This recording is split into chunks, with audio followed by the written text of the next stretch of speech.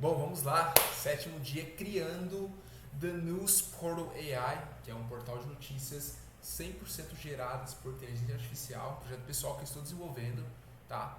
Então a gente pode ver aqui que a gente tem atualmente notícias do mundo, finanças, política, tech, mas eu ainda vou adicionar, por exemplo, notícias do Brasil, notícias de esporte também que não tem.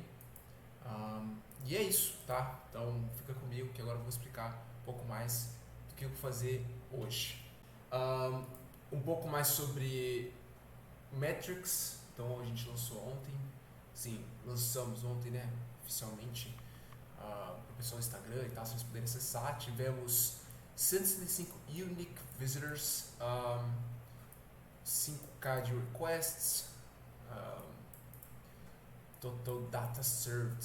Isso foi nas últimas 24 horas, quando eu lancei, mas já tinha testado com algumas pessoas, tá? Então, anteriormente, temos aqui no total de 700 unique visitors. Acho que mais que isso não vai ter. Porque faz. É isso mesmo. Começamos no dia 12 de março, tá? Estamos no dia 18, completando aí uma semana. Beleza? Bom, qual que é a task de hoje? O que eu estou querendo implementar hoje? Basicamente, como que está atualmente nosso site? Então tem um back-end, que é uma IA. Então, detalhe um pouco mais do back-end. Então, dentro da back-end tem um crawler, tá? Que ele faz um web crawler de vários websites aqui dentro, tá? Então, esse aqui são vários robozinhos que estão coletando os dados dessas notícias, tá? E do crawler ele vai para uma extrator de informações. Então tem o crawler que ele coleta só os sites, as notícias. Depois quando coletou as notícias, ele faz um enrichment, que é meio que um enriquecimento dessas notícias, tá? Então isso é a segunda etapa dele. Depois que ele faz um enriquecimento, aí que a gente passa para os agentes de IA. Então aqui tem vários agentes de IA que eles vão e reescrevem essas notícias. Então, step, que isso tudo está dentro do back-end. E depois de tudo isso, a gente vai e alimenta o nosso portal de notícias, tá? Então ele pega essas notícias, gera em Markdown e alimenta o nosso portal de notícias. Esse é o nosso fluxo atual, tá bom? Então, isso tudo está dentro do back-end, tá? Tudo isso daqui é o que a gente está fazendo dentro do back-end. Boa, qual que é agora o front-end, tá? Então, como que eu quis fazer primeiro um MVP1, tá? Bem simples, para poder deixar rodando. Então, deixa eu só jogar para cá. A gente agora vai fazer o front-end, tá? Então, esse aqui é o nosso front-end.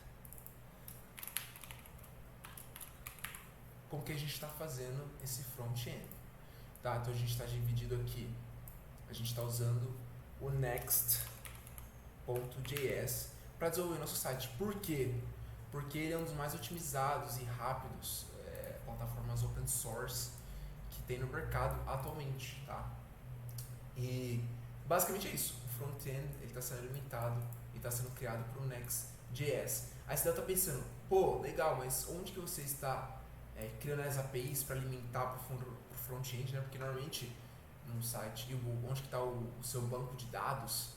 Atualmente, MVP1, tá? O mais rápido possível, a gente não tem nem um back-end, nem uma API que alimenta. Como que funciona?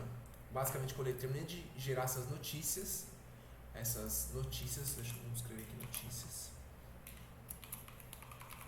tá? Ele gera essas notícias e salva em pastas, tá? E dessas pastas a gente então salva essas notícias em pastas, e dessas pastas a gente, o próprio Next.js tem uma funcionalidade que ele converte essas pastas que estão em Markdown, tá? Deixa eu botar aqui, elas estão em Markdown, e ela converte esse Markdown para HTML e sobre como páginas estáticas para o Next.js, tá? Isso aqui está sendo feito atualmente. Mas tem alguns problemas. Então, se a gente acessar aqui The News Portal AI, a gente vai ter algumas vulnerabilidades, tá bom? Então, se a gente for inspecionar esse camarada, for Networks, a gente pode ver que vai ter aqui em algum lugar as APIs escondidas. Vou tentar achar, vamos ver se a gente acha. Boa, tá aqui. Então, se a gente ver, a gente tem aqui nossas APIs que elas estão expostas. Isso não é legal. Por quê? Porque qualquer pessoa pode vir aqui, zoar com a API, sabe? Tem que fazer vários requests, derrubar no site. Então essa é a nossa vulnerabilidade, né, atual. E a gente vai tentar resolver isso, tá bom? Então qual que é a ideia das tasks de hoje, tá? Já até escrevi aqui um textinho pra gente poder entender o que a gente vai fazer, tá? Vamos ler aqui junto. Então a gente primeiro vai querer subir tudo isso num Docker, tá bom? Atualmente isso não está sendo subido no Docker, está rodando no computador localmente. Então se você for ver aqui, ele está rodando localmente aqui no meu computador, tá bom? Outra coisa que eu vou querer fazer é separar tanto o front-end quanto o back-end em dois Dockers Compose, tá bom?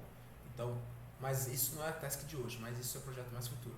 Por enquanto, eu quero só fazer parte do front-end, tá?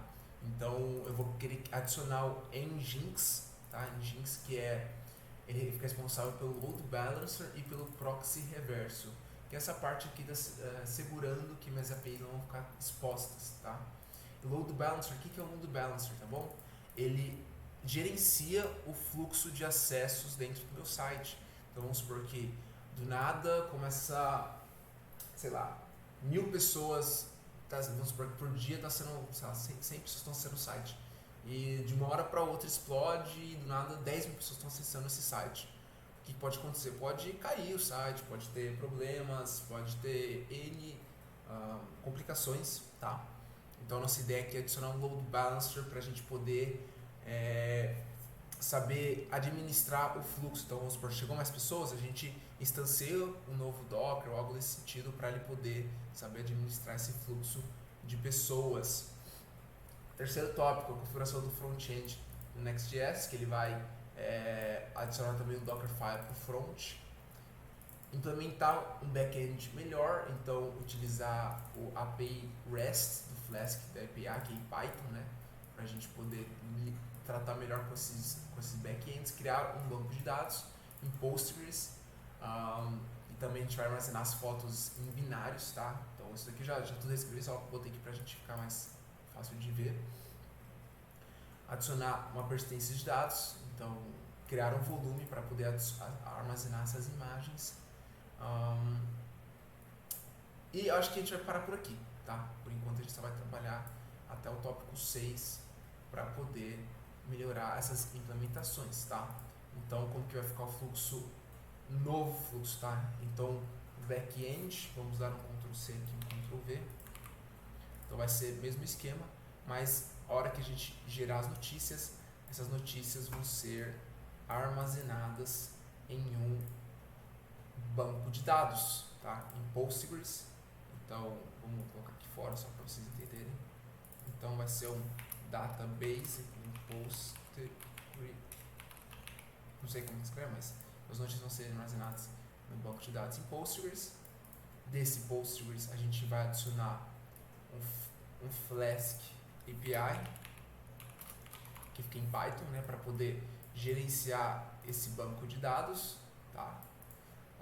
E do Flask API a gente vai subir tudo isso agora para o nosso front-end, tá? A gente vai subir para cá e quem que vai administrar tudo isso vai ser qual que é o nome? Nginx, tá? Então tudo isso quem vai administrar agora vai ser o Nginx para lidar com essa parte dos proxies e tudo mais. Beleza?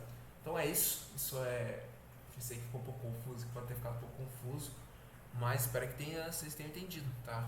Isso é o que eu vou fazer, os steps, e eu vou estar trazendo mais atualizações. Beleza? Isso aí, galera. Tamo junto aí.